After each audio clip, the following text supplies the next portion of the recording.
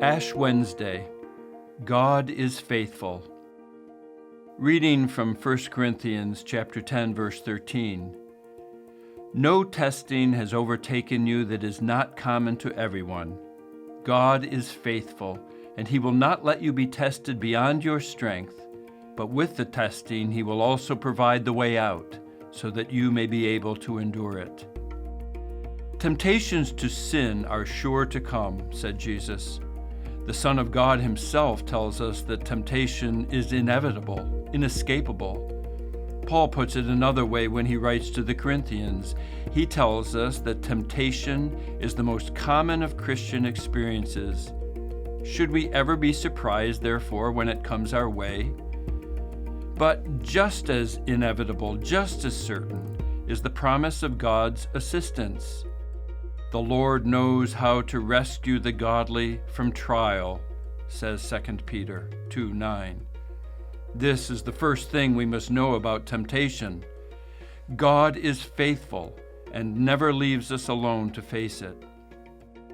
We cannot examine the nature of temptation, much less experience it, without first stating this truth.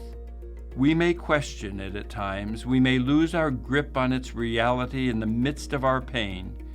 We may even rail against a God who seems to have left us entirely on our own. But if we are going to learn anything about temptation, if we are going to see it for what it really is, we need a larger perspective.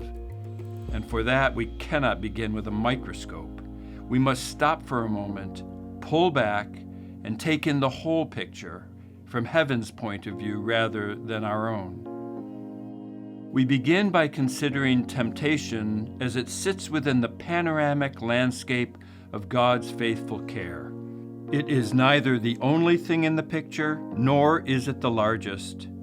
Yes, it is unmistakably present. You can't miss the black smudge it leaves in an otherwise pastoral scene. But it is surrounded by and contained within a vibrant palette of color and movement. There, in the eyes of the artist, even the black smudge of temptation has its place. God is faithful, always.